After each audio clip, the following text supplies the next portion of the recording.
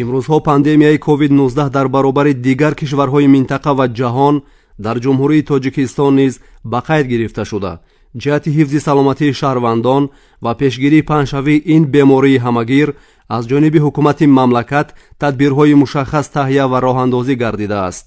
тибқи тавсия ва талаботи ҷорӣ гардида аз ҷониби ситоди ҷумҳуриявӣ оид ба пешгирии коронавируси нави COVID-19 гаштугузори шаҳрвандон дар кӯчаву хиёбон ва дигар ҷойҳои ҷамъиятӣ бо ниқобҳои муҳофизатӣ ҳатмӣ гардида, шаҳрвандонро мебояд пеш аз ҳама барои эмин нигоҳ доштани худ ва дар хатар нагузоштани дигарон ин қоида ва тавсияҳои духтуронро қатъиян риоя намоянд.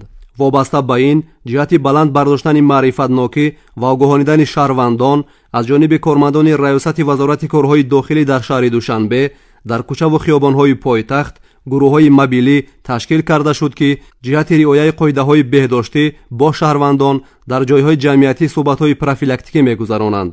чуноне ки дар рафти баргузории чорабиниҳои мазкур маълум гардид, мутаассифона на ҳамаи шаҳрвандон қоидаҳои беҳдоштии ҷоригардидаро риоя мекунанд.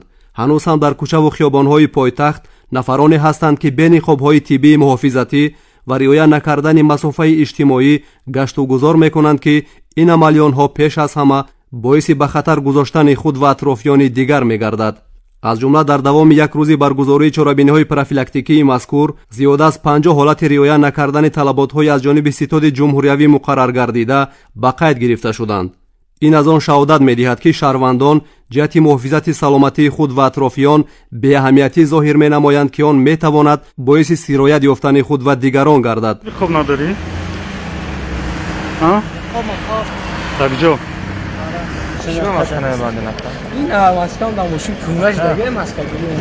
بس شما میدونین که همین وقتی که میگردن من باید سیرت میشه نداشت میگم. من میدونم من خیلی دکتر وجود. من تکنیکی من ماشین 20 متر مونده. نه خفیف طبق خلاصه و تحقیقات طبیبان، کوروناویروس نوی کووید-19 از شخصی بیمار با راه‌های گوناگون از جمله با راه نفس و دهان به دیگران سرایت می‌یابد.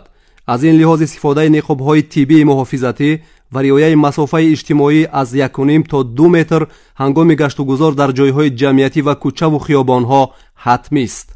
برای به همین بیماری دچار نشدن شهروندان باید در جای‌های جمعیتی، جای‌های سرادم خودداری کنند و مسافه نه کمتر از 1.5-2 متر را با خود نزدیک شدن آدم‌ها رو نمونند. با کوچه برآمدن حتما نقاب‌های محافظتی پوشند. کارمندان میلیسیای پایتخت با نفرانی که ضمن برگزاری این عملیات پروفیلاکتیکی در کوچه و خیابان‌ها بی نقاب و رعایت نکردن مسافه اجتماعی مشاهده نمودند، صحبت‌های پروفیلاکتیکی و کارهای فهماندهی گذراندند. چنانه قید گردید همه ما شهروندان تنها در یک جایگی با رعایت توصیه و راهنمایی‌های طبیبان و متخصصان ساحه می‌توانیم به این بیماری همگیر غالب آمده خود و نزدیکانمان را از چنگال آن امین نگاه داریم.